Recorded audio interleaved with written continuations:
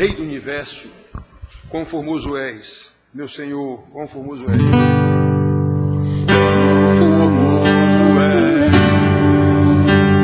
Rei do universo, tua glória enche a terra, enche o céu. Tua glória enche a terra, tua glória enche o céu, tua glória enche minha vida, Senhor. Formoso és, formoso és, Rei do universo, tua glória enche a terra e enche o céu. Tua glória enche a terra, tua glória enche o céu, tua glória enche minha vida, Senhor. Maravilhoso é estar em tua presença. Maravilhoso é poder te adorar.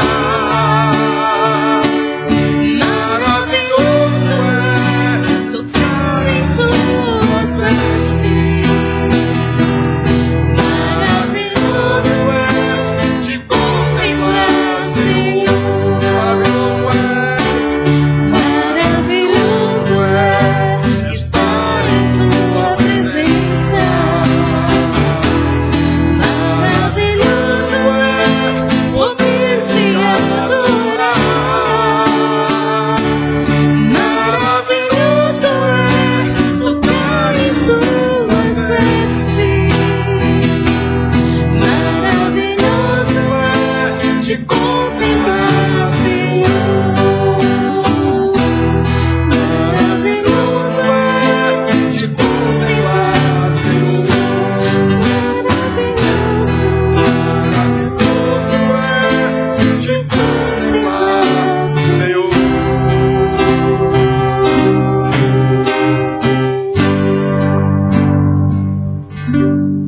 Aleluia. Louvado seja Deus. João, pega o microfone.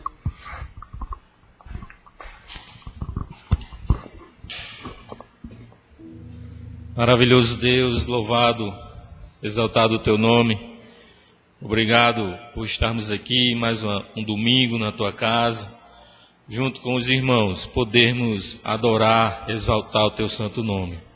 Obrigado, fala conosco, através de teu servo, Senhor, que ele seja um canal para que possamos ouvir, entender e praticar a tua palavra. Te oramos no nome de Jesus. Amém.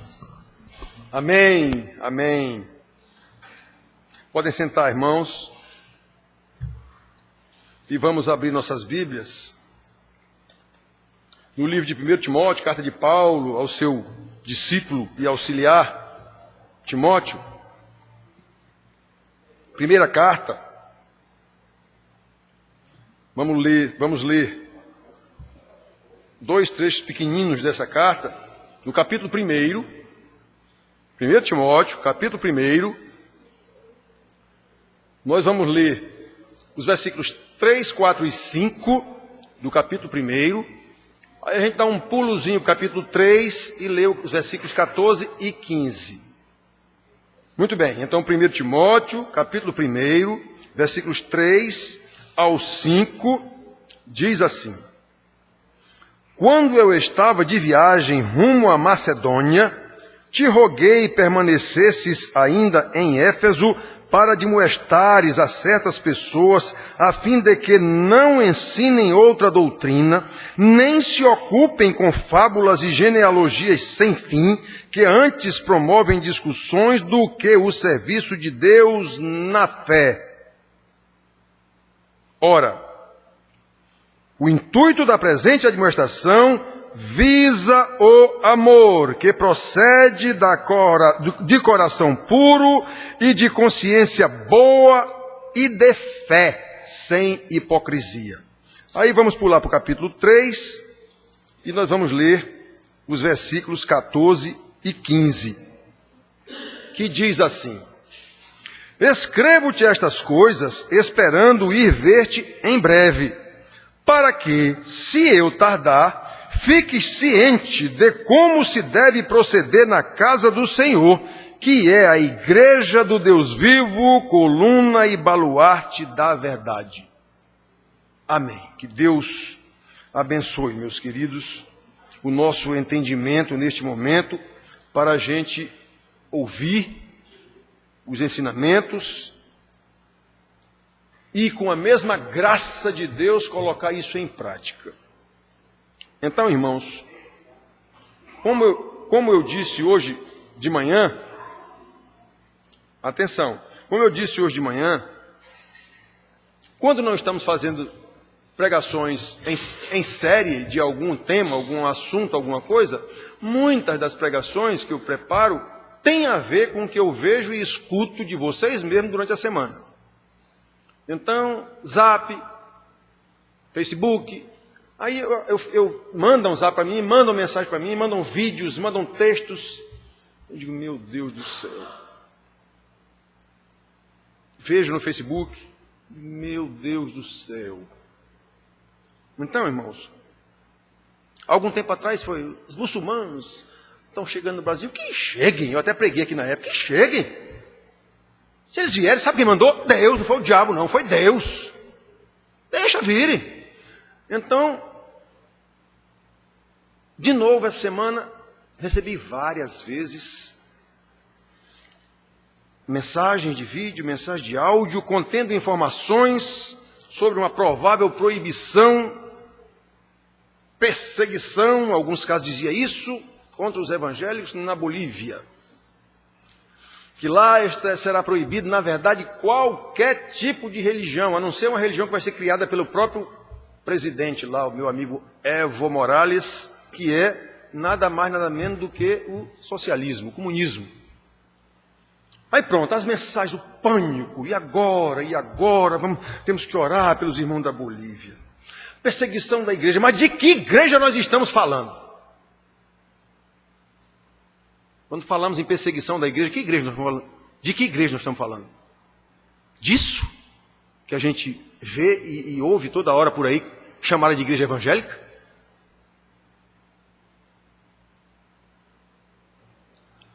Um dos vídeos era dizendo que a perseguição era contra a igreja evangélica. E o que é a igreja evangélica?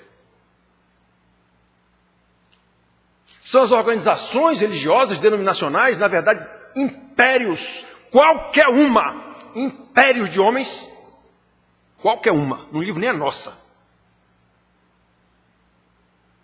Com seus megatemplos e seus cargos e poderes, a ponto de ser chamado pelo presidente da República para um jantar, um almoço, um café, não sei o quê.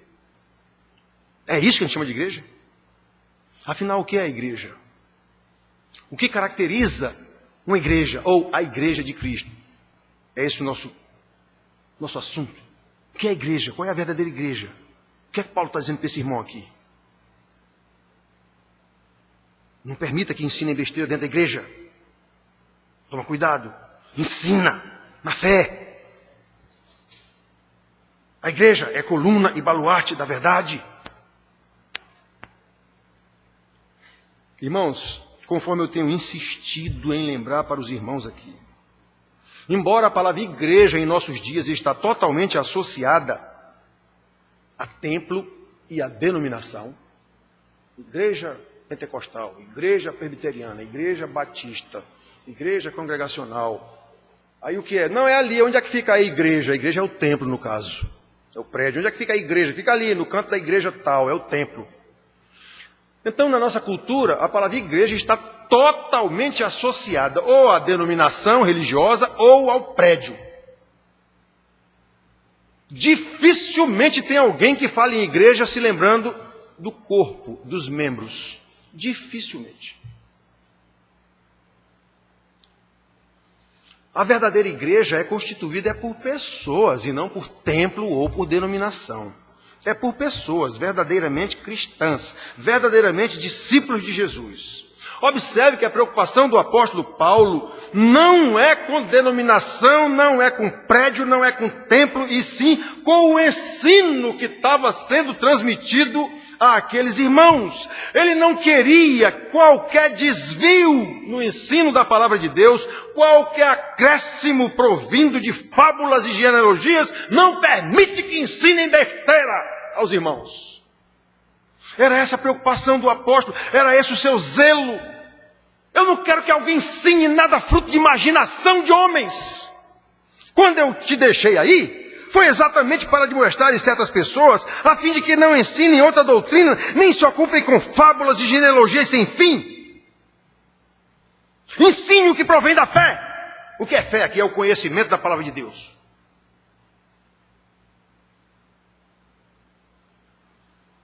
Irmãos, não se ocupem com fábulas, genealogias sem fim, que antes promovem discussões do que com o serviço a Deus na fé. Esse fé aqui é o conhecimento. O que é fé? Eu tenho fé que eu vou tirar a loteria. Isso não é fé. Isso não é fé. Isso é sorte, crendice, não sei o que. Fé é o conhecimento de Deus aplicado na vida da gente. É isso que é fé. Esse negócio de ter fé em Nossa Senhora, fé em São Francisco, isso não é fé, isso é crendice. Detalhe, funciona.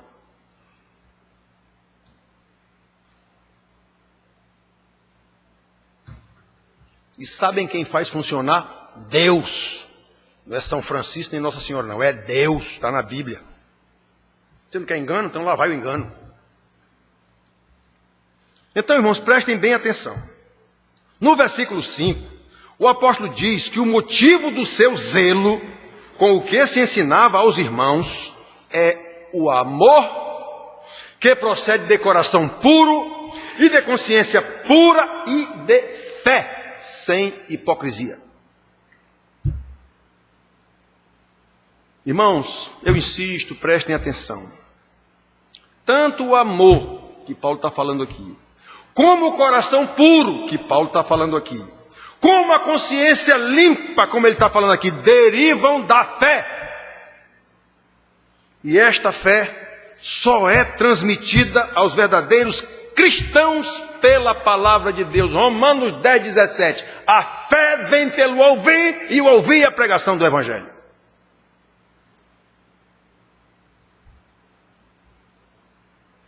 Os verdadeiros cristãos, irmãos, portanto, são aqueles, a igreja é composta por aqueles que foram eleitos pelo Pai, primeiro ponto, isso é fé, temos que saber disso. Aqueles que foram remidos por Cristo, isso é fé, temos que saber disso e aplicar isso em nossas vidas. Aqueles que receberam o poder vivificador do Espírito Santo, isso é fé. Conhecimento da palavra, conhecimento do que é salvação, aplicado em nossas vidas, isso é fé. E a partir disso, andam em santidade devida, conduzidos pelo Espírito Santo, de acordo com a doutrina da palavra inspirada pelo Espírito Santo. Não pode ser diferente disso. É isso que é a igreja. O que não estiver assim não é igreja coisa nenhuma. É ajuntamento de gente, numa placa, igreja não sei o quê. Religiosos. Tanto faz estar aqui como um terreiro de macumba ali. Não faz diferença nenhuma.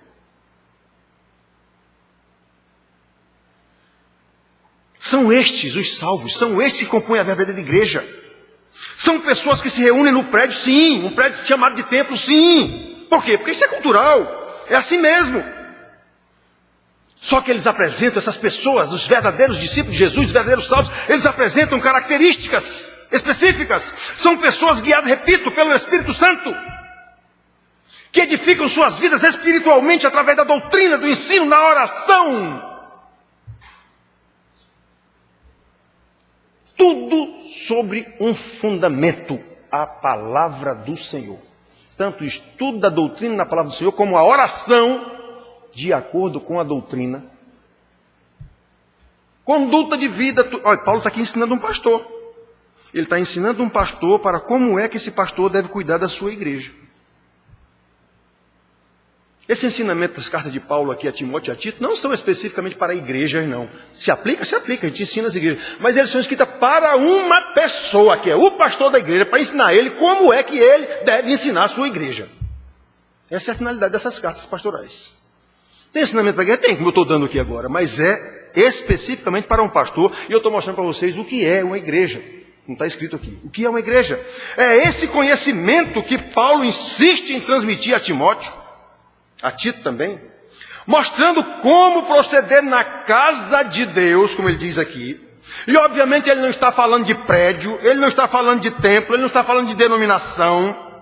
Essa casa de Deus, que é a igreja do Deus vivo, coluna e baluarte da verdade, é o corpo de cristãos, que se reuniam inclusive naquela época nas casas de um ou de outro. Se tivesse uma casazinha em condição de agregar 15, 12 pessoas, era esse o tanto de gente que era crente nessa época. As pessoas pensam que as igrejas naquele tempo eram que nem as de hoje. Era não. Só tinha igreja maior em Éfeso, Corinto, Roma. Tinha mais uma outra que naquele tempo poderia ser uma igreja maior. Tipo 50 membros. O resto era tudo igreja de 10, 12, 6 membros, tudinho. Pensa que era mais do que isso, não, que não era não. No início. Então, meus filhos, prestem atenção. É esse o conhecimento. É isso que realmente dá forma à igreja, e não uma placa denominacional. É isso que é coluna e baluarte da verdade. É isso que dá força para resistir a perseguições de seu Evo Morales, de seu Lula, de seu Temer, do diabo que seja. Porque Jesus disse, a minha igreja, as portas do inferno não prevalecerão contra ela. Então por que eu tenho medo? Eu tenho medo de quê? Aliás, irmãos, eu disse para o presbítero Daniel, pronto, ele foi um que falou comigo sobre esse assunto. Disse, meu irmão, eu até anseio por essa perseguição. Eu anseio por uma perseguição contra a igreja no Brasil. Como diz Paulo aos Coríntios, aí nós vamos saber quem é ouro e quem é palha. Aí nós vamos saber quem é ouro e quem é palha, como Paulo diz aos Coríntios. Eu anseio por essa perseguição no Brasil. A história da igreja e a própria Bíblia mostra que a igreja só cresceu quando houve perseguição. Cresceu, que eu digo, em qualidade. Cresceu como coluna e baluarte da verdade. Estou falando em crescimento de Silas Malafaia, de não sei quem, de Valdemiro, estou falando desse crescimento. Isso aí é comércio. Não tem nada a ver. Isso aí são empresas mesmo, já nasceram como empresas. Tem o nome de igreja, mas já nasceram como empresas. Então, meus filhos, o próprio Senhor Jesus disse, as portas do inferno não prevalecerão contra a igreja. Mateus 16, 18, ele diz isso. Então, por que eu vou ter medo? Eu já disse para vocês, uma vez, pastor, ensine sobre a grande tribulação. Para que você quer saber disso? Para que você quer saber disso? Primeiro que não tem ensinamento sobre ela na Bíblia para eu inventar e dizer. O que tem está aqui escrito, o que é que vai acontecer. E nesse caso que Jesus estava falando, ele estava falando que aconteceu no ano 70, em Jerusalém, primeiramente. Claro que no futuro, ele estava falando especificamente sobre aquilo ali, que estava para acontecer. E aconteceu.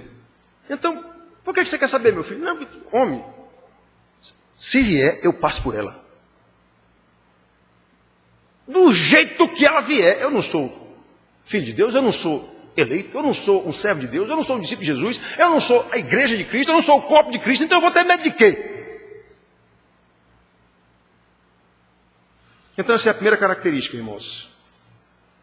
A igreja, ela é o corpo de Cristo. Não tem que ter medo de coisa nenhuma. Ela é composta pelos verdadeiros discípulos de Jesus e não por pré-denominação, império ou o que for.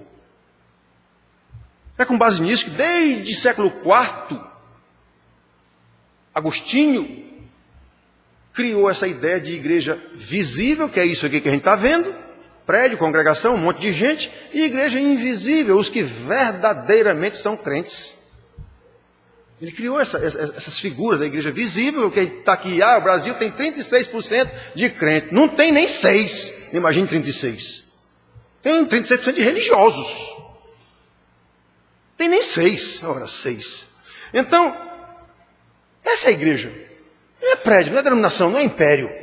Não é a quantidade de gente. É quem verdadeiramente é crente. Coluna e baluarte da verdade. Outra característica é que essa igreja possui unidade, ela é o corpo de Cristo, coluna e baluarte da verdade. A verdade é Jesus, eu sou a verdade, ele disse isso. Então, ela é unidade, mesmo na diversidade. Nós sabemos que somos indivíduos, porque Deus nos fez assim, não tem um dedo igual ao outro, não tem uma impressão digital igual a outra, não tem um único indivíduo igual ao outro.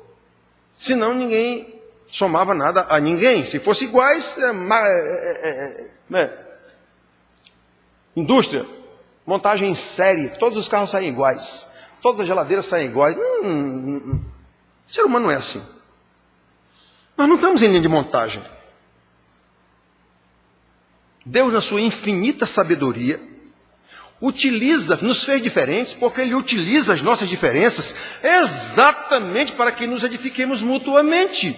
A minha diferença, o que eu sei de diferente, ou o que eu sou de diferente, acrescenta ao outro, no momento em que a diferença dele acrescenta a mim. E a igreja sabe disso, por isso que tem tanto uns aos outros, inclusive suportai-vos uns aos outros. Aguente o outro do jeito que ele é. Suportar tem esse sentido. E dê suporte ao outro nas suas deficiências. É esse o outro sentido do verbo suportar. Então nós sabemos disso. E é uma coisa tão maravilhosa que quanto mais nós edificamos o outro, mais nós somos edificados. Que coisa impressionante. Irmãos, o que eu estudo para ensinar para vocês, e no momento em que eu ensino para vocês, eu estou aprendendo muito mais do que todos vocês. Eu faço um estudo, preparo o estudo, vocês sabem disso.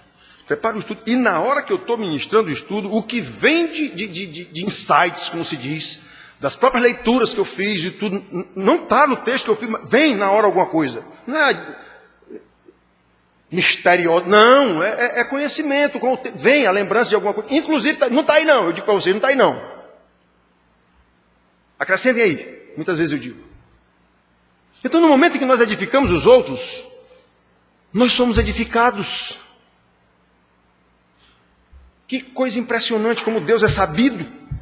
Então, como ensina o apóstolo Pedro também, Pedro diz assim: também vós mesmos, como pedras que vivem, sois edificados casa espiritual, para ser de sacerdócio santo, a fim de oferecer de sacrifícios espirituais agradáveis a Deus, por intermédio de Jesus Cristo.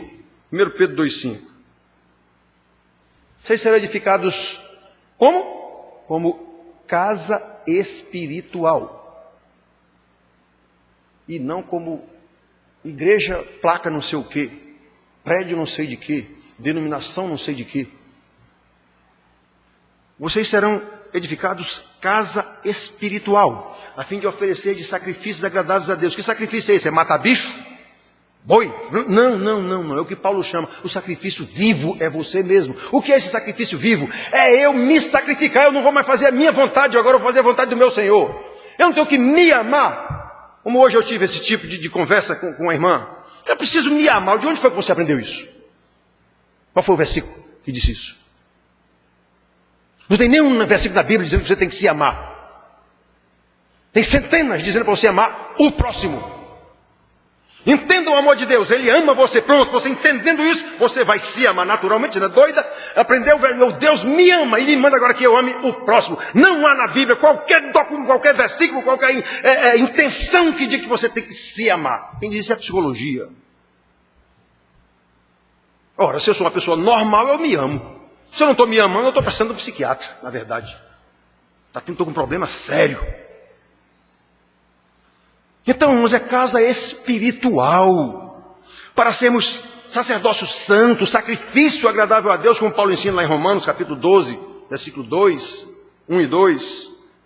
Sacrifícios espirituais agradáveis a Deus. É isso que é a igreja. É isso que é a igreja. Casa espiritual. Presta atenção, eu insisto no fato de que o apóstolo, tanto Pedro quanto Paulo, não estão falando de denominação, não estão falando de prédio. Prédios podem ser destruídos. O templo de Jerusalém foi destruído 2 vezes, pelo menos.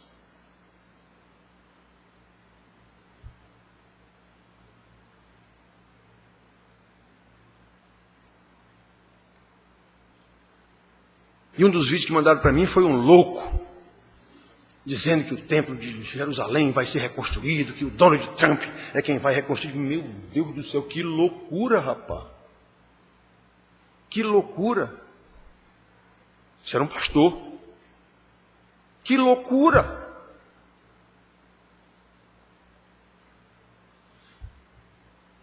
Olha, irmãos, tanto Pedro quanto Paulo estão falando de pessoas salvas. Igreja é sinônimo de pessoas salvas.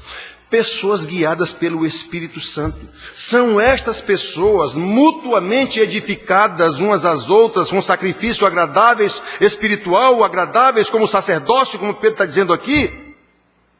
Edificadas como uma unidade, corpo de Cristo. Qual é o meio dessa edificação? A palavra.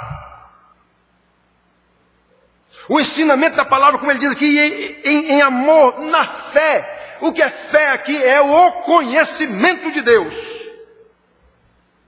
É isso que compõe a verdadeira igreja. É por isso que nada pode destruí-la nem vencê-la. Insisto em dizer, a própria história secular comprova as investidas contra a igreja de Cristo, a partir dos apóstolos, ocasiões em que os crentes foram aprisionados por conta do evangelho. Esses crentes foram queimados vivos no tempo de Nero, ele incendiou Jerusalém, vocês sabem disso. Foram decapitados, muitos deles. Foram enforcados, muitos deles. E em todos esses episódios, contrariamente ao que os opressores da igreja imaginavam, ela cresceu. Verdadeiramente cresceu. A igreja derrotou os Herodes da vida.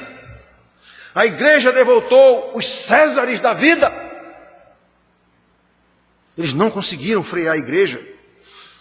Tentaram por todos os meios aniquilar a igreja. Não conseguiram. A igreja é o corpo de Cristo. As portas do inferno não prevalecerão contra ela. Vão proibir? Proíba, meu amigo. Aí é que vai crescer a igreja mesmo. Proíba.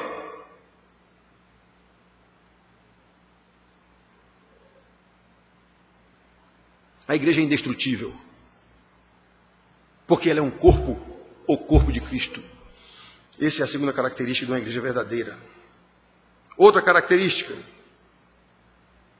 é que essa igreja de Cristo nunca foi, nem será maioria em lugar nenhum, nem em época nenhuma. Sempre foi minoria. Esse negócio de igreja cheia, isso é uma prova de que Deus não está ali. Igreja entupida de gente, não sei quantas mil pessoas, isso é uma prova clara. Deus não está ali.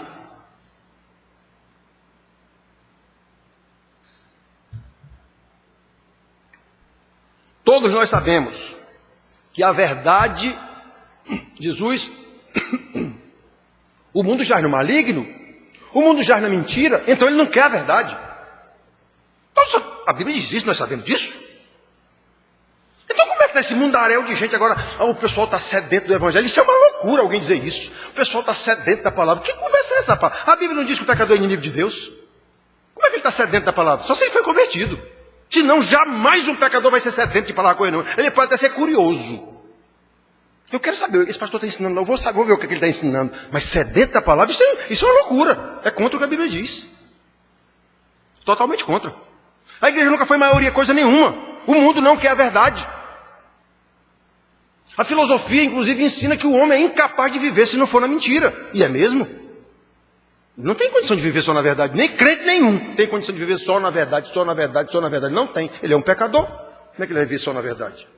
Não tem condição, não. Ele vai melhorar, como ele está andando na luz, então ele vai se afastando cada vez mais das trevas. É isso que é santidade de vida. A partir do momento em que ele mais conhece a palavra de Deus, mais se submete à palavra de Deus, mais tem comunhão com os irmãos, na oração, no estudo, na vida, aí sim ele vai cada vez melhorando, mas jamais neste mundo ele andará rigorosamente de acordo com a verdade. Só Jesus fez essa proeza. Só o homem Jesus. Então, irmãos, preste atenção. A verdade não agrada ao mundo. Nunca agradou. E hoje, na nossa tal época pós-moderna, aí é que está complicado mesmo, porque a verdade foi toda fragmentada, individualizada. Cada um tem sua verdade. A sua verdade não é a minha, meu amigo. A minha verdade não é a sua. Ou seja, não tem verdade. A verdade é totalmente relativizada.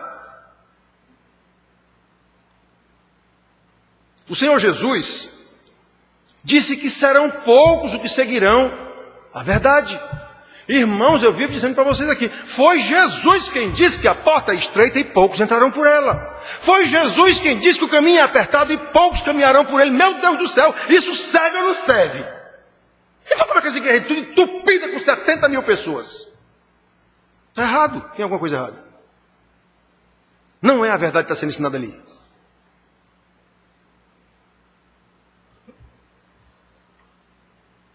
Jesus disse que no final dos tempos, por causa da iniquidade, o amor se esfriará de quase todos. É isso que a gente vê nessa igreja entupida de gente. É uma multidão de indivíduos, consumidores de religião. Não há corpo, não há grupo, não há família. São consumidores individuais de religião. Eu quero a minha bênção. Todo mundo que sabe disso. Inclusive os que estão nessas igrejas sabem disso também. Você quando conversa com eles sabem disso. Ficam irados com a gente quando a gente diz, mas eles sabem disso.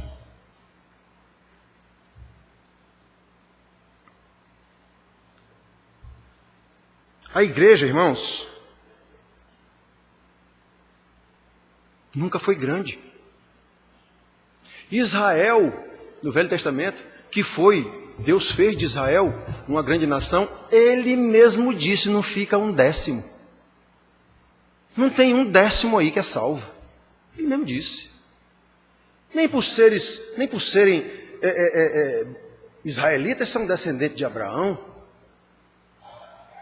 Esse descendente de Abraão, obviamente, é sinônimo de salvo, pela fé. Então, meus irmãos,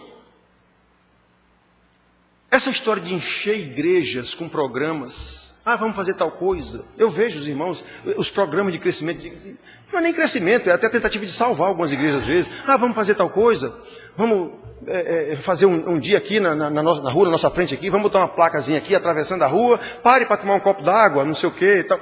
Meu Deus do céu!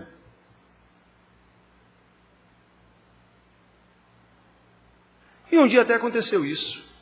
Estavam fazendo uma passeata aqui pelo bairro, pela Paz, carro trio elétrico, em cima do carro um pastor batista daqui do nosso bairro e um padre lado a lado, os dois no carro, até pronto. Pense no negócio bom, um pastor e um padre junto, perfeito. Tá perfeito o negócio, a tal história como é o nome que não, ecumenismo. Aí, eu vi aquela zoadeira toda, eu estava aqui na igreja, eu e Margarete fazendo não sei o que, eu fui lá para a porta.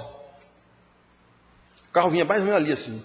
Quando eu cheguei, ele me avistou, ele me conhece, o pastor me conhece. Pastor Juarez, aqui da igreja Pepitana, vem para cá, suba aqui no trio elétrico conosco.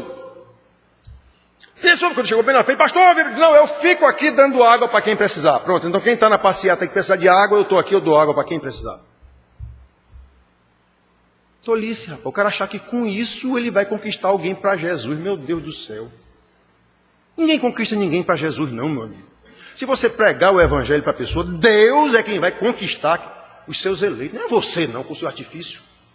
Se você conquistar alguém para Jesus, essa pessoa não é salva. Ele é um prosélito. Se for você que conquistar alguém para Jesus com as suas artimanhas, seja qual for ela, você fez um prosélito. Que é uma pessoa que virou um religioso sem ter sido convertido. É isso que é prosélito. E Jesus disse isso para os fariseus. Vocês rodeiam mar e terra, viram o mundo para fazer um prosélito, depois o tornam 2 vezes pior do que você mesmo. Pois é isso mesmo que acontece nas igrejas. É exatamente o que acontece nas igrejas. Pastores inventam moda, encontram não sei de quê, abraço na lagoa, vem viver com Cristo, caminhada para Jesus. Vocês sabem quando se converte num negócio desse? Nenhuma pessoa. Nenhuma.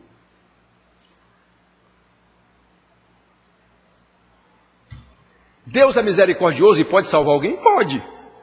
Pode. Mas ele não diz na Bíblia que é com artimanha de homens que ele vai fazer isso. Muito pelo contrário. Paulo fala isso de artimanhas de homens com que induzem ao erro. Lá em Efésios. Então, meus filhos, prestem atenção. Tudo isso não passa de invenção humana que só tem interesse em aumentar o meu eleitorado, em aumentar o meu império, em aumentar a quantidade de membros da minha igreja, em aumentar o tamanho do meu prédio, em aumentar a arrecadação da igreja, em aumentar a minha importância na sociedade. Isso não vale nada, meu Deus. Será que essa pessoa não enxerga isso na Bíblia, não?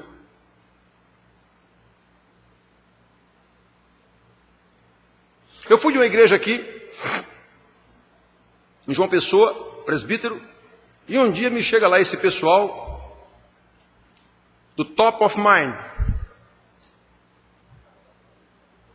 dizendo lá na igreja que a nossa igreja tinha sido escolhida no bairro para receber esse prêmio Top of Mind, o que é mais lembrado pelas pessoas. Quer dizer, quando se fala em igreja aqui, de que é que você lembra? Da igreja presbiteriana de tal canto. Pronto, então vocês, está aqui o prêmio, 400 pau. É isso que os caras querem, os tais promotores desse. O que ele quer é os 400 pau, certo? Então se tiver 10 igrejas nesse lugar aqui, ele talvez tenha levado nas 10 esse negócio, dizendo que você foi escolhido e tal. E o pastor ficou muito feliz, rapaz. E meu amigo, você é inocente desse tanto? Pô, eu disse, você é inocente desse tanto mesmo ou é leso mesmo?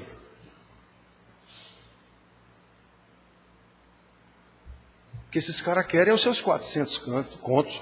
E se a nossa igreja é assim conhecida no bairro a ponto de ser referência, tem coisa errada aí. Tem coisa errada aí. Nós somos apenas um clube de bairro.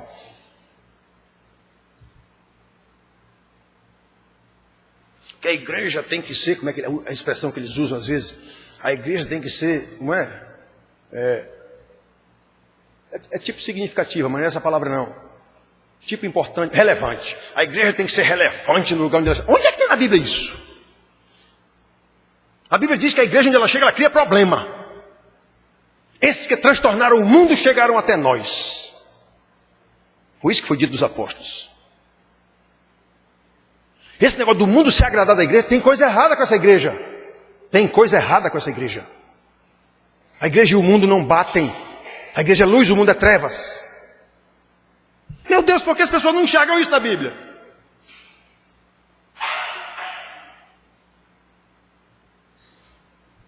A igreja nunca foi maioria, irmãos. Esse negócio de aumentar a igreja com artimanha humana só gera confusão. Eu participei de uma outra igreja aqui em João Pessoa, logo que eu cheguei aqui, fundamos uma igreja, com muito pouco tempo a igreja estava com 400 e tantos membros, com muito pouco tempo estourou confusão e escândalo de tudo quanto foi tipo, envolvendo o próprio pastor. Tem coisa errada. Tem coisa errada. Precisamos lembrar que comparada aos filhos do mundo, a verdadeira igreja sempre foi uma minoria desse tamanhozinho. Israel era uma porcaria desse tamanhozinho comparado às outras nações. As pessoas pensam que Israel era não. Deus mesmo disse, vocês são a menor das nações. Eu escolhi você porque eu quis.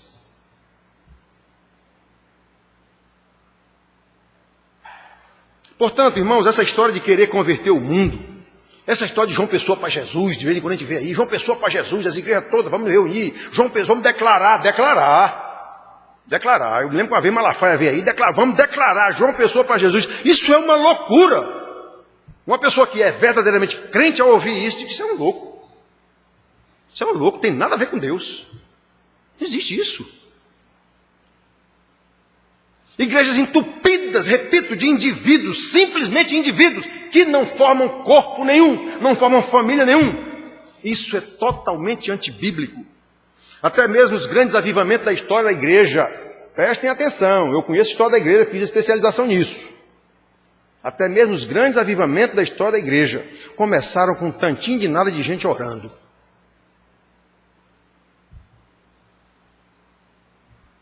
Poucas pessoas orando e pedindo graça a Deus. Nunca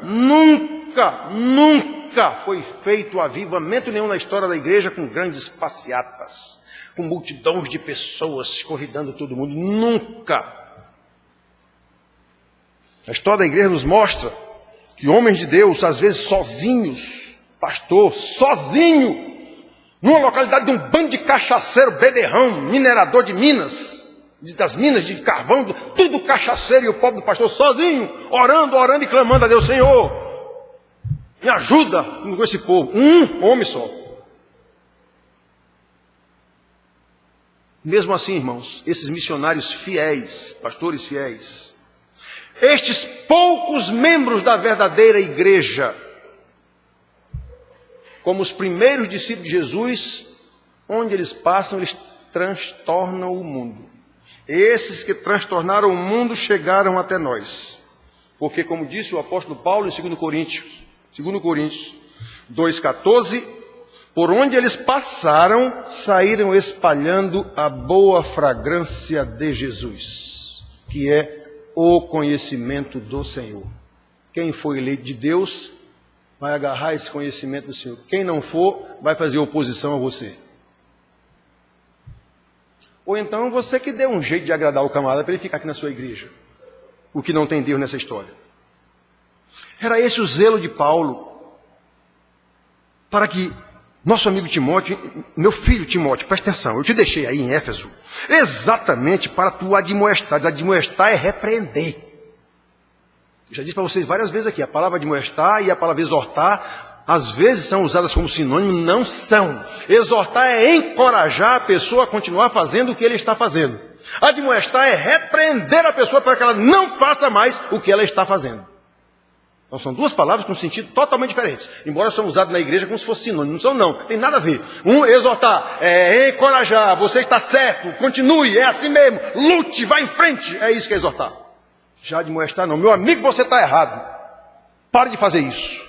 É isso aqui. Estou chamando tu, Timóteo, como se diz aqui na palavra, estou chamando tu, para tu ires lá. Não deixa que pessoas fiquem ensinando outra doutrina. Nem que se ocupem com fábulas, genealogias, enfim. Que antes promovem confusão. Antes que seja tudo feito no serviço de Deus, com amor, na fé. Porque a igreja é coluna e baluarte da verdade.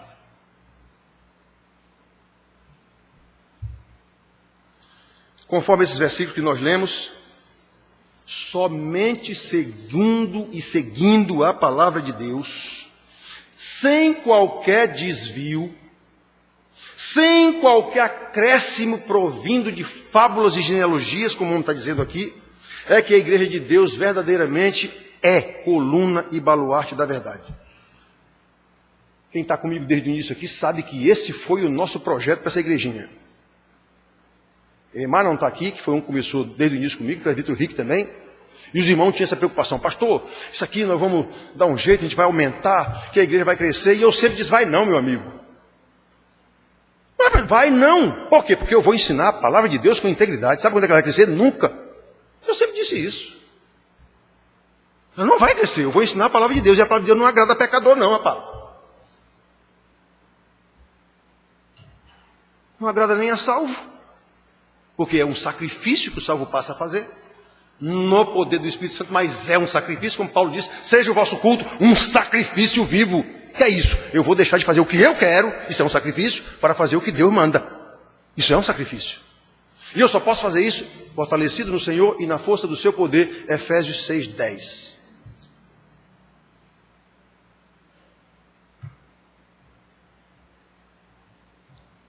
Há pouco tempo atrás, aconselhando um irmão, pastor, porque isso exatamente, meu. Se fosse para você fazer, porque o pastor não dá não, porque se fosse para fazer com o seu poder, com a sua vontade, não precisava de Deus. É exatamente porque você não pode, é que precisa de Deus. Tem que obedecer a Deus. Hoje eu disse de novo no aconselhamento, porque eu digo, mas você é quem mesmo? Para achar que pode fazer isso. Não pode. Temos que nos sacrificar diante do poder de Deus, diante da soberania de Deus, diante da graça de Deus, diante do juízo de Deus. Isso é fé. Isso é fé. É saber tudo isso.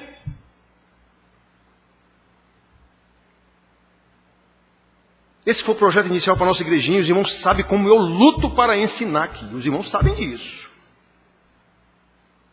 E lutamos até hoje para ensinar a palavra de Deus aos irmãos com integridade. Eu estudo, a minha vida é estudar para ensinar a vocês. Eu não vou estudar só para mim, não. Para quê estudar só para mim? Se não for para ensinar, para que eu vou estudar? A minha vida é estudar para ensinar a vocês com integridade, a fim de que vivam de acordo com a vontade de Deus, inspirada e registrada na sua palavra, no poder do Espírito Santo. O mesmo que inspirou e registrou é o mesmo que nos ensina, é o mesmo que nos ilumina a entender, e é o mesmo que nos dá poder para andar de acordo com essa palavra. Salvação, tenho dito para você que várias vezes, é milagre de ponta a ponta. Então, de pensar que é crente porque eu quero, você nunca entendeu a salvação.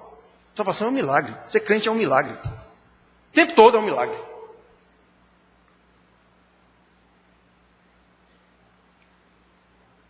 Não nos interessamos por quantidade de pessoas. Se Deus mandar mais gente, louvado seja Deus. Ele mandou. Todo mundo sabe que é igreja. Todo mundo passando por igreja presbiteriana, 13 de maio. De quem é? Pastor Juarez, Pastor Antonino, Presbítero Rico, Presbítero Emar, muito conhecido aqui no bairro. Por que ele não vem para cá? Porque ele não quer. Ele não sabe que é uma igreja.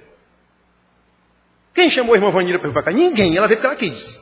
Ela era da igreja católica ali. Vários irmãos já chegaram nessa igreja aqui, ninguém chamou. Ninguém foi bater na porta da casa dele, não. Ele não viu que é uma igreja aqui. Deus tocou nele, ele veio aqui. Tem vários casos aqui na igreja desse jeito. Ele não sabe que é uma igreja. Ele não já ouviu essa conversa de Jesus que morreu na cruz, filho de Maria? Todo mundo não sabe disso? Não existe mais boa nova hoje.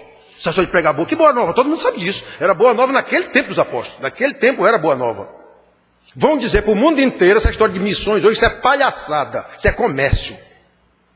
Existe missão verdadeira? Existe sim, mas uma raridade. Deus chama algum missionário, algum. Por exemplo, na nossa igreja presbiteriana aqui em João Pessoa, só conheci um missionário verdadeiro, Júlio César.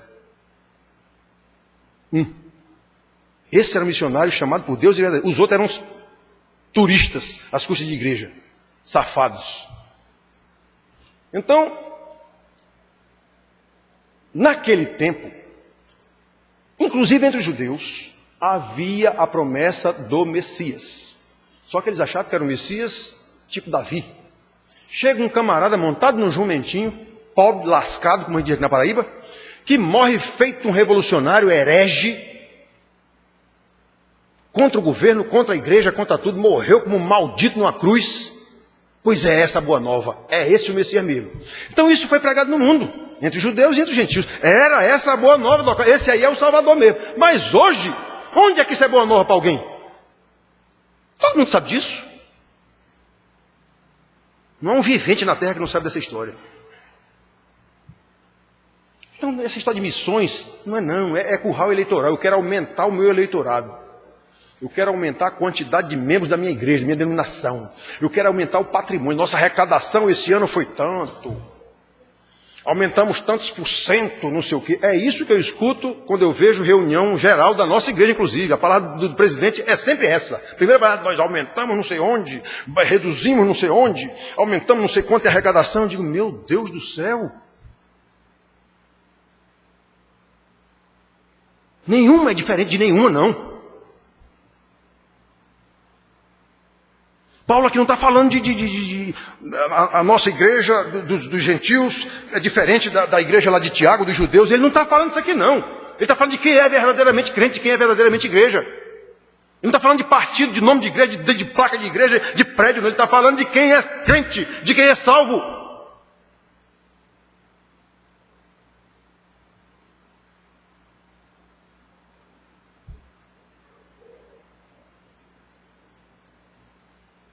O que nos interessa, irmãos, não é a quantidade de gente, não. Se Deus mandar, mandou, louvado seja Deus. Vamos ficar alegres pela salvação de pessoas? Sim, claro. Vamos. Mas isso não é da nossa conta. Não é da minha conta quantas pessoas vão se converter aqui no bairro. Não é da minha conta isso. Da minha conta é ensinar, pregar, dar testemunho, ser exemplo. É isso que eu tenho que fazer. Só isso. Eu gostaria que algum irmão desses pastores que são missionários, não sei o que, evangelistas, alguma coisa, eu gostaria que eles me mostrassem na Bíblia onde é que tem uma ordem para a igreja ir pregar em algum lugar. Eu gostaria que eles me mostrassem. Não tem. O ensinamento para as igrejas está nas cartas dos apóstolos. Não foi Jesus que deu ensinamento para a igreja. Jesus ensinou os seus apóstolos, para eles formarem a igreja. Procure nas cartas apostólicas algum ensinamento para a igreja ir pregar em algum lugar para alguém. Não tem. Foi pregado na época para todo mundo, Paulo diz isso. A igreja agora tem que viver em amor, tem que viver em santidade de vida para que o mundo veja. É só isso. É só isso. Eu quero que alguém me mostre na Bíblia. Do mesmo jeito que também não consegue me mostrar no Velho Testamento qualquer ordem para Israel ir pregar para algum lugar. Não tem também. Israel tinha só que dar exemplo como nação que tinha um Deus que cuidava deles. É só isso. Então, na hora que o homem se arvora no poder de Deus, a igreja usurpa o papel de Deus. Agora é a igreja quem salva. É a igreja quem tem poder para fazer tudo quanto é tipo de artimanha para salvar as pessoas. Isso é loucura, isso é arrogância, é orgulho. O que é que dá? Confusão. Brasil, 36% de evangélicos. Que poder tem essa igreja no Brasil? Poder de envergonhar a gente, só isso.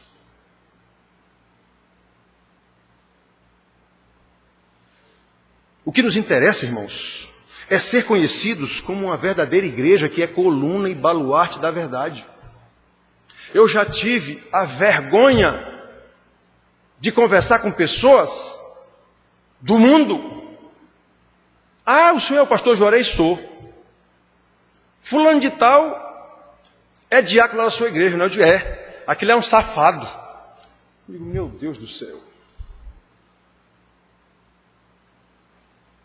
Isso aconteceu em 2 ocasiões com 2 diáconos diferentes. Eu digo, meu Deus do céu.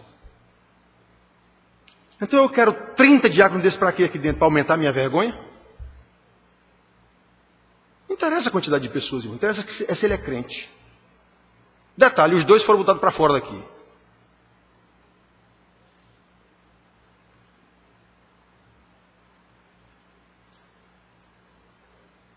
Tive presbítero aqui que deu mau testemunho.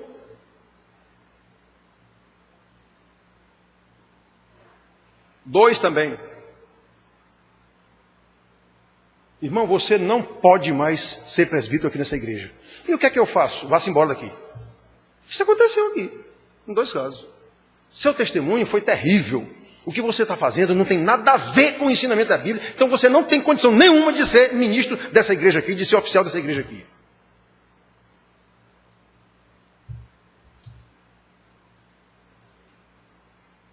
Nós temos um nome a zelar. O nome de Deus. O nome da igreja que é coluna e baluarte da verdade. É isso que nos interessa. Que a nossa igreja, ainda que seja pequena, cresça no conhecimento do Senhor. Para quê? Para testemunhar esse conhecimento. Para testemunhar a maravilhosa salvação recebida pela graça. Aos que compõem a verdadeira igreja do Senhor, não importa sequer a que denominação pertence. Isso é coisa sociológica, social, antropológica. Nome de religião, se eu sou dessa igreja, isso não interessa. O que interessa é se você é verdadeiramente crente. É isso que interessa. Nem a denominação de igreja não interessa. Eu nasci, me criei, sou filho, neto, bisneto de presbiteriano. Não devo nada à denominação presbiteriana. Eu devo ensinamento dos meus pais. Trabalho na organização, trabalho. Quando noto que o negócio... Peraí. Eu não quero saber de dogma de igreja, eu quero saber o que a Bíblia diz sobre isso.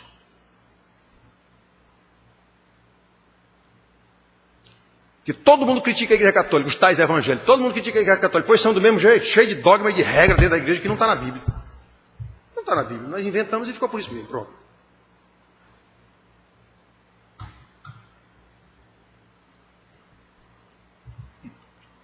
Eu ensinei para vocês aqui, estou ensinando ainda sobre os pais da igreja, os famosos pais da igreja, logo depois dos apóstolos. Foram homens que lutaram em defesa da fé? Foram. Mas quase todos eles criaram heresias que ficou dentro da igreja até hoje. Inclusive Agostinho, o mais famoso. Quem mandou eles inventar isso? Por que eles inventaram isso? Para manter o seu poder. Eu sou o bispo, eu estou dizendo que é assim, então tem que ser assim.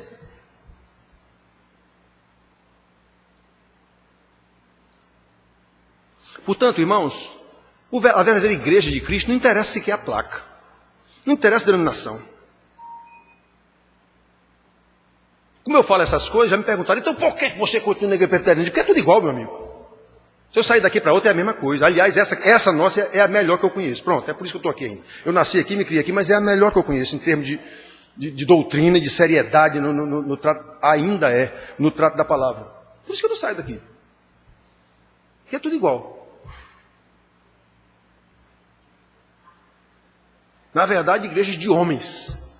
Organizações de homens.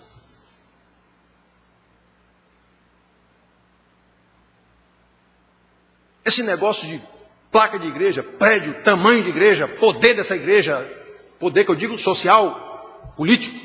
Irmãos, meu Deus do céu, isso é secundário e bem secundário mesmo. Isso não era nem para existir, esse tipo de coisa. Não era nem para existir, é coisa de homens. É coisa de homens. Já disse para vocês, a igreja se arvorou no papel de Deus. Quem inventou isso? A igreja católica. Fora da igreja não há salvação. Quem salva é a igreja, quem condena é a igreja. Aí nós, protestantes, século XVIII, saímos. Sim, saímos, mas trouxemos um bocado de ranço dessa história. O pastor tem poder para abençoar a igreja. Quem disse isso? De onde vem esse poder que ele tem para abençoar a igreja ou abençoar quem quer que seja? Como é que um pastor abençoa a sua igreja? Ensinando a sua igreja a palavra de Deus só. Dando exemplo para a sua igreja de como vive um santo de Deus só. Mas não, nós criamos ranço da igreja católica, herança da igreja. O pastor tem poder para abençoar. O pastor tem poder para dar a bênção apostólica. O que é uma heresia introduzida dentro da igreja. Que bênção apostólica é essa? Aquilo foi Paulo que se despediu de uma carta dizendo a graça de Deus, o amor de Cristo, não sei o que, o Espírito Santo. Isso foi uma despedida de Paulo. Não tem bênção apostólica nenhuma, não. Não tem ordem ali para ninguém fazer isso, não. Mas quando eu me arvoro de tomar isso aí e dizer que eu tenho o poder para fazer isso, é porque eu tenho o poder clerical. Isso é ranço da igreja católica. Na nossa igreja, só quem pode fazer isso é um pastor. Um irmão não pode dar a bênção apostólica. Que conversa é essa? Isso é heresia. Pois é, mas está na nossa igreja isso. Só quem pode dar a bênção apostólica é um pastor ordenado. Onde está escrito isso na Bíblia? Então, tem um monte de coisinhas dessas, não é só essa não, tem um monte. Ranço, herança maldita da igreja católica. O clero tem poder. O clero tem poder. Que poder? Político. Poder político, religioso, só isso. Se ele não tiver o poder da palavra, do ensino da palavra, ele é um hipócrita que está aqui, que nem os fariseus na época eram poderosos sobre Israel, mas Jesus chamou o tempo inteiro de hipócritas a eles. O tempo inteiro. Capítulo 23 de Mateus é quase inteiro. Todos os versículos Jesus chamando eles de hipócritas. Raça de víboras. Irmãos, o negócio é muito sério, irmãos. Eu vivo dizendo para vocês aqui, dizer que é crente, pensar que é crente é uma coisa, ser crente é outra. Ser crente é milagre. Ser crente não é decisão humana. Ser santo não é poder humano. É graça de Deus nas nossas vidas. Graça, graça, graça.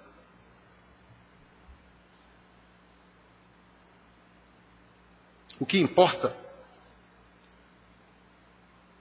o principal, é ter certeza de que nós realmente fazemos parte da igreja de Cristo e não da denominação tal.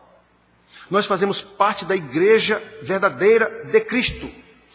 E isso só pode ser comprovado pelo nosso testemunho de vida de obediência à palavra do Senhor. E eu não posso fazer isso com as minhas forças. Eu só posso fazer isso se tiver fortalecido no Senhor e na força do seu poder. Eu só posso fazer isso em obediência à palavra de Deus, e quem me dá essa obediência é o próprio Deus.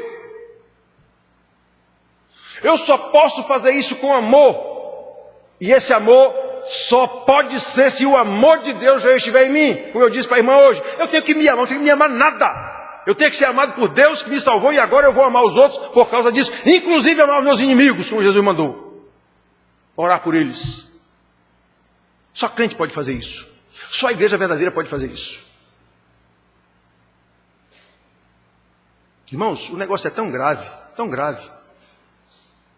Uma irmã já me disse aqui, de uma outra igreja, a irmã daqui da nossa me disse que a mãe dela, que é de uma outra igreja, tinha orado por uma irmã, por uma outra irmã que estava com câncer, e disse que essa outra irmã foi curada do câncer. Mas aí se desentenderam. Pois a mãe da nossa irmã daqui da igreja, ela mesma me contou, disse, pois eu vou orar para Deus botar o câncer de novo. Pode um negócio desse? Pode um negócio desse? Uma pessoa dessa pensa que é crente. Está dentro da igreja. Detalhe, é crente de muitos anos dentro da igreja, eu conheço. Nascido e criado dentro da igreja. Uma conversa dessa. Eu orei, Deus abençoou, saiu o câncer. A mulher brigou comigo, minha irmã, pois agora eu vou orar para derrotar o câncer dela de volta. Pode um negócio desse? Essa pessoa pensa que é crente, diz que é crente, se apresenta como crente, é conhecida como crente. Pois é.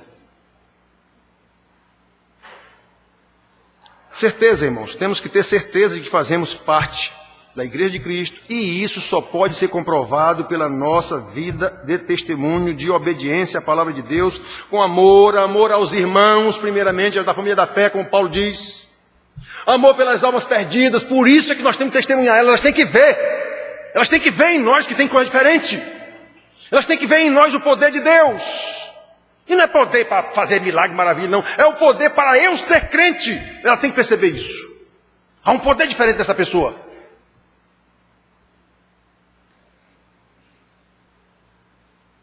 Amor pelo reino de Deus. E aí está outro probleminha que eu não vou entrar agora. Só sabe o que é o reino de Deus quem verdadeiramente é crente. Quem não é, ele entende o reino de Deus como a igreja dele, o quintal dele, a paróquia dele. Essa pessoa não é crente. Quem sabe o que é o reino de Deus é quem é crente. Quem é crente sabe de que reino é esse que a gente está falando. Não é de denominação, não é de igreja, não é da minha igreja. É mais abrangente a coisa.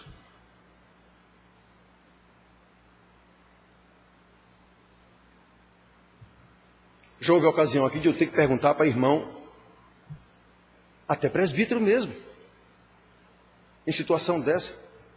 Ah, porque não sei o que. Irmão, é essa a sua visão do reino de Deus?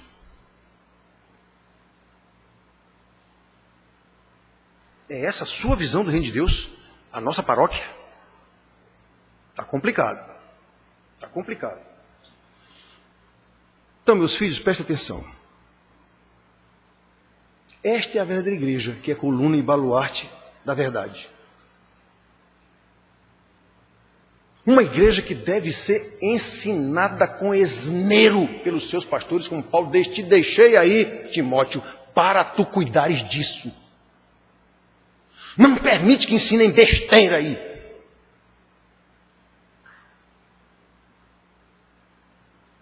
Exatamente, porque essas pessoas têm que aprender, para que pelo seu testemunho de amor a Deus e amor ao próximo, amor aos irmãos, os salvos sejam acrescentados por Deus a cada dia, como aconteceu lá no princípio, Atos 2,47. E Deus lhes acrescentava a cada dia os que iam sendo salvos. Não eram eles que salvavam ninguém, não. Não eram eles que estavam indo buscar ninguém na rua, não. Era o testemunho deles, de amor uns aos outros, que fazia com que as pessoas, Deus mesmo levasse. Esse pessoal vive diferente. Pois é. É isso que Jesus diz, Pai, que eles se amem uns aos outros, que sejam um como eu sou um contigo, João 17, final da oração, para que o mundo saiba que tu me enviaste.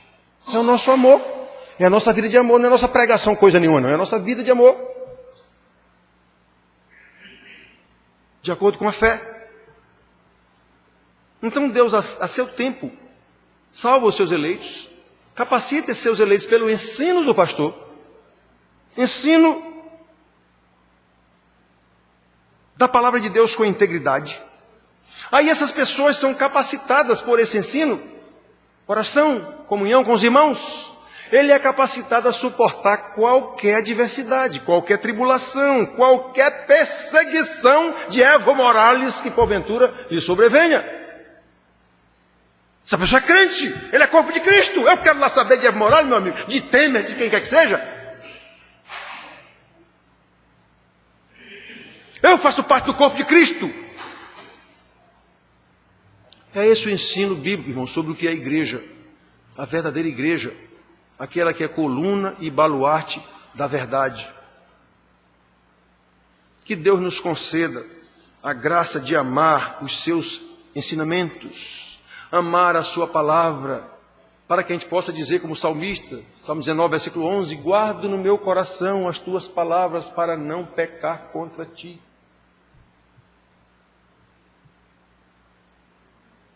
Daniel mandou para mim um vídeo do neto dele, 6 anos de idade, lá na igreja deles. O pastor chamou a criança de 6 anos. Fulaninho, venha fazer uma oração. E o menino foi, 6 anos de idade. Foi lá para frente, no microfone. e na oração do menino me chamou a atenção uma das coisas que ele disse: Senhor, nos ajuda a não pecar contra ti. E caramba!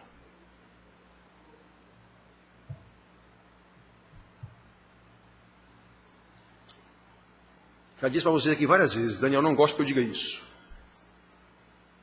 Mas eu já disse para vocês aqui várias vezes. Eu só convivi com duas pessoas, eu tenho 63 anos. Eu só convivi com duas pessoas que ensinaram seus filhos diariamente na palavra de Deus. Diariamente. Não estou dizendo que só há duas, não, mas eu só convivi com duas. Meu pai e Daniel.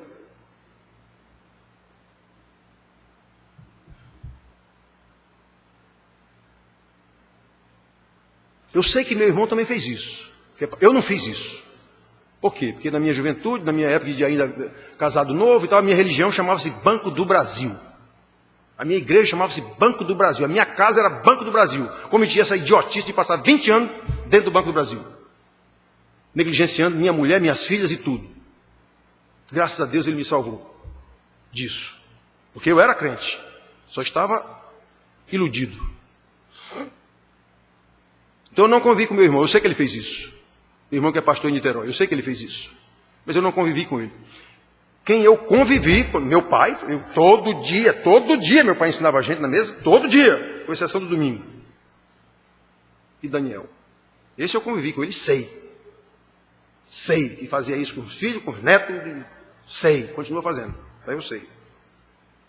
Por que eu aponto ali? Porque é ali que ele senta, quando ele está aqui. Ele não veio hoje porque está doente.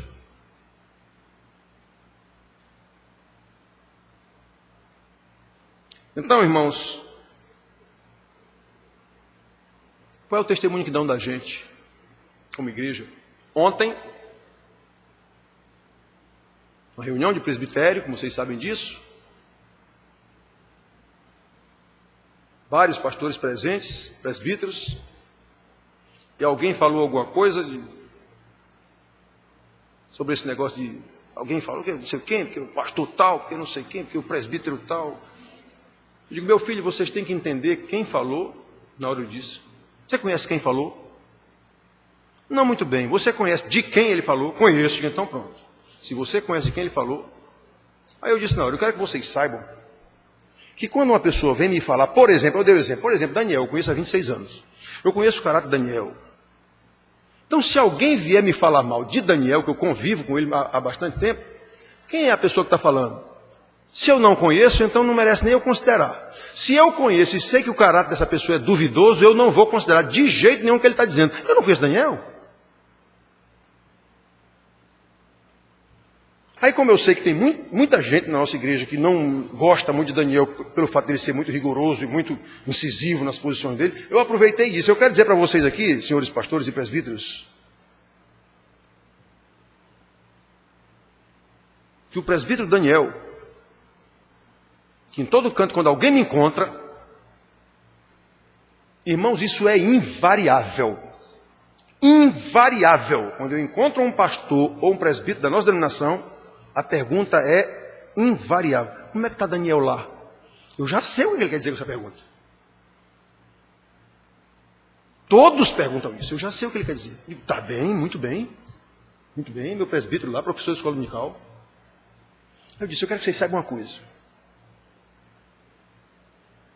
Eu nunca conheci, convivi, disse na hora, eu nunca conheci, eu nunca convivi com uma pessoa leal como Daniel, com uma pessoa fiel, positiva como Daniel. Eu quero que vocês saibam disso.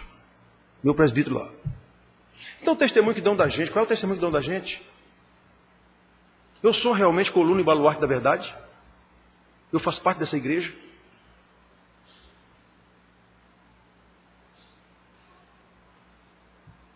Que Deus nos conceda graça, irmãos, de amar os seus ensinamentos, porque esses ensinamentos nos edificam, nos dão condição de edificar o irmão. Que Deus nos conceda graça de guardar esse ensinamento no coração, como o salmista, guarda no coração a tua palavra para não pecar contra ti. Que Deus nos conceda graça de pôr esses ensinamentos em prática no nosso dia a dia, porque isso é impossível. Se não for na graça de Deus, se não for fortalecido no Senhor e na força do seu poder, isso é impossível. Clamemos pela graça de Deus todos os dias. Meu Senhor, tem misericórdia de mim.